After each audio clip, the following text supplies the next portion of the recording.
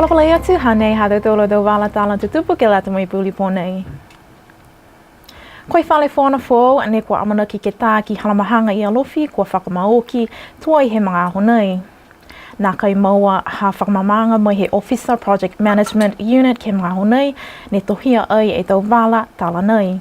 Pehe ai taha he tau kakano ne kua osi nā e tau ngahua ke whale nei, ha koe toi ole atu e ke pole motu koe nirifu ko Teriko, ke whakawhilianga lahi he motu, ke tau whi e tau ngahua nei, ha ko nā kai moitua e tau buhala ngahua, ke tau matawhakatu whono, moi tau whakatoka anga ngahua, ko whamahani ki ai. Pehea ia, nā kai whailoa he whakatu whono ke tau tangata e tau amanaki anga, ke uena e tau tuhi ole mai he tau matakau tā whale ki whiwhili ki ai. Pehea kau, koe whiwhili ni he whakatu whono e tā matakau ne whahingoa ko DTB, ne talanga e whale taonga Niue. Kumi atu whoki e Radio Sunshine Midday News, mai iloa ai koe maweheanga Lise, ke wala whanua ia, kua manaki ki whakatu ai e whale whono whau, kua whitāni he whakakau pā, mai tau kua mole, mai nā kai la whakawhau ia. Kua whakatai ai, koe tahania nei, he tau kakano, kua whakamaoki ai e tau ngahua, ke whale nei, ato whakawhau, e maweheanga whau, he whakatu whono mai tau pule whanua. Kua liuni e whakatu whono, kau whakalata he tau Liberals, moi National ha Australia, ke tu whoki he osi ai e tau wilianga lahi he motu, he oki a whai tapu, kua male. Pea tau whakatoka anga he whakatu whono nei, kua taki ai e Scott Morrison, tō mahomo atu e tau langmatai ha Australia, ke tau motu he atu Pasifika, tunga Niue. Pea ia ke mga hone whakaoho vili ai, campaigning, hana ka liu ke kautu hana whakatu whono ta whakatu ai e tau Officer Hukui ha Australia, ke tau motu he Pasifika, pihia mō Niue. Pea ia he mahina ha Novema, he tau male, koe amanaki hana whakatu whono ki whakatu e tau officer nei ki tau motu ko Palau, Marshall Islands, French Polynesia, Niue mo atu Kuki Ailani. Ka whakamole e tau seanga nei, ko ekini Australia, koe motu ko ingasia ai e tau officer he kui ke tau motu osi, he tau koutu he Forum Island Countries. Ko mahomo atu whoki, halau tōla tau amanaki anga ngahua, ke tau ngahua whakalolahi ke atu Pasifika. Koe tau seanga nei, ko amanaki ai ke whakatupe aki e ua e piliana tā la, koe taha he tau langmatai ko mua atu e mawinga ke tau ngahua whakalolahi, ke tau motu he Pasifika, pihia mo East Timor. Whalo tau amanaki ha Australia, ke whakawhau e tau maweheanga le veki, moi pui ke tau motu he Pasifika, mua te ke tau whakaonga he tau wakatanga tau. Pehea i e palemia ko Siritoke Tālangi, koe tau whakiloanga nei, mai he whakatu whono Australia, ke whakamalolo ai e tuanga ha Australia, ke atu Pasifika, mai whakakise ai koe mai longa e lautole tau mana koe tau motu he Pasifika, mua te ke tau motu iki. Pehe palemia ko mitaki e tau amanakianga ha Australia, ke whakatu e tau Officer Hukui, ke tau motu ke malikisi hake e tau whakatu talaanga, ke tau mana tungi tau mamui tangata, moi tau ngahua whakalolahi e tau motu, moi motu ko Australia, moi tu tō moka e tau whakatu talaanga nei, ka whakatu pauaki e tau Officer Hukui ha Australia, ke tau motu. Koe aho tu loto ua whaitapu ko male ne whakahoko ai ta whakamonuina anga ke wafo ha Sir Roberts ke lata moi taha awhi mamafa fo he whakatu whono. Talahau ai e lilifu e ke pole ko Dalton Tangailangi he whai infrastructure e tau manatu whakawelahi he whakatu whono Niue ke tau pulotu engineers ni o mai pauaki ki Niue ke whakatutu e tau wala he awhi mamafa nei taki ai he engineer ko Ian McGee moi hana e tau tangata ngahua mai New Zealand. Whakaue whoki e ke pole ke whakatu whono New Zealand ke tau langamatai nei a si mai ke ai a Niue ke mau e awhi mamafa nei ke mai ke ai ke langa ki hake e tau puha lapatoa whawhakoloa puke tau container mamafa whakatai atu ke he hiwinga fulu tane mai he tau wakatanga. Pehe ai e engineer ko Ian McGee koe lahi e ngahua ke tau se ke whakatutu ai e awhi mamafa nei i Niue. Ko e leia whoki he uta wala e awhi mamafa nei ke taha motu. Ha koe whamahani ni ke whakawhano ke tau motu ke ku whita ni he mau. Kai taha ki mai wala ki Niue si o mai ai lautolu ke whakatutu. Whakaue whoki ia ke kau taha wakatonga Matson ha kua mai ki ai ke kau whakalata a si hoko mai e tau wala nei mai mawhala ki he motu.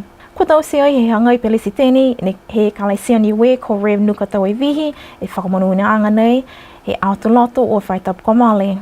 Koe eke pole lang matai ke kapeneta koe eke pole hamutalo koe lilifu ko Maureen me le kitama ni hukui ai e whakatawhano Niue ke tā whano whakawhelewianga he tau takitaki he tau motu he Pasifika mo Antonio Guterres koe takitaki he matakau he tau motu kou whakalataha he lalolangi United Nations ki whisi he whaita pomale. Hoko atu ai a Guterres mo ke pole koe hangai palemia ha New Zealandi ko Winston Peters he osi e hana atau whakawhelewianga ki Okalana mo ahi atu ia ke maanga ko Kalesiosi. Ono i tau takitaki he tau motu he Pasifika ke halo tola ale atu ke takitaki ko Guterres ke whakapuloa ke la lolangi e hiki anga he matangi ko lawia ai e atu Pasifika mo koe ngā hoa e tau mga aho ke whai tau seanga ki ai. Pia lau tolo koe tau mati ke lea tupu mai ha koe hiki anga he matangi koe matapatu le kua nei ke atu Pasifika.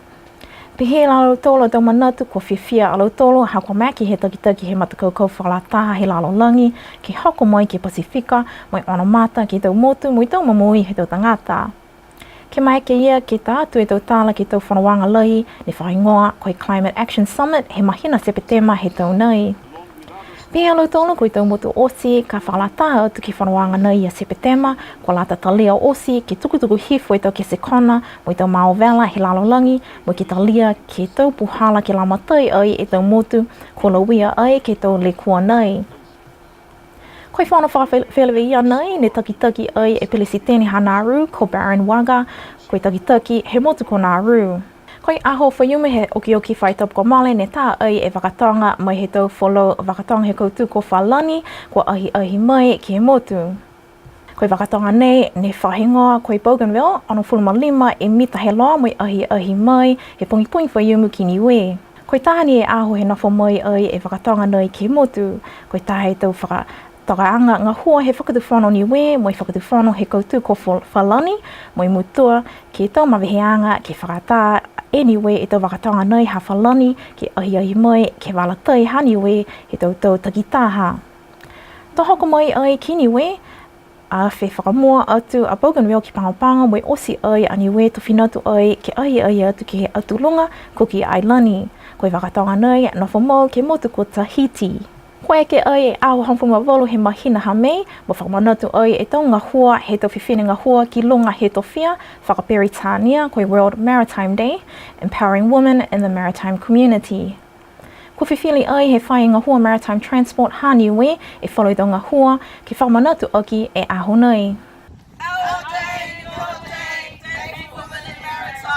Koe au whalaile ne whakaonga ai e posi rescue he motu ke tātu ai whalu e tau whiwhine ngā hoa ke whunga towhia he Pasifika mo i atu ai alau tolu ki he towhia.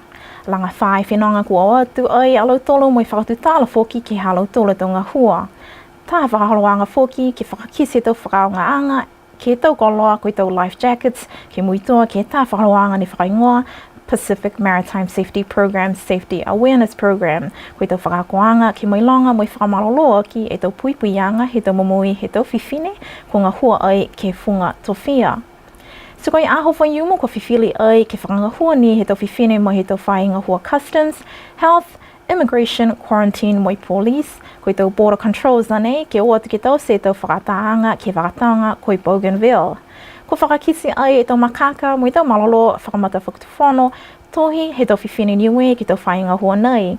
Ko lau tolu whoki nei pui atu ki tau o whanawanga he tau wakatanga ko eke a lau tolu whoki mo tau whiwhine ngā hua ki tau whunga towhia.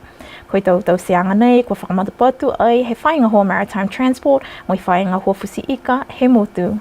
Pesani he toi oha, kai tokolonga ne tolo atu ke au whakatata he maanga ko makefu ne whakahoko ai he au whaiumu ko male. Tokolonga whoki e tau whale ko whakatūpa waki ai ke whakafua ai e tau kai mo i tau inu mai aho. Hawhangi ai e ako he maanga ko Rev Chris Langiano e tau ngā hua mai aho mo i whai whakamatalaanga ai e hukui komisena ha New Zealandi si pia whoki mo i ua e tau pulotu whaiaonga mai he aonga pulotu he atu Pasifika. Talahau ai e laua e tau whakakoanga ko tau se ai ke mao nei ke aonga pulotu i Baliasi. Koe tahani e whewa ko talahaua ke tau aho whakatata ha makefu, koe langa he tau unga. Si nā kai whaihikianga ke tau nei, mo tokalonga kua tātu halau tola tau unga ke whakatuwhi ai. Ko manako i tata ngāta mo i matakau takitaki maanga, he maanga ko makefu ke tuko atu i tau ui whakawelahi, ke tau tangata kua atu ai mo i lamatai ai ki halo tolua au whakatata mai tau nei. Amana ki atu ki au whakatata he maanga ki tau kahau. Pēnā hato tūlo tau wala tāla tutupu ke lata mai puli pōnei, ato liu ke whelawia pō lotu, nona whaa, moi monuina.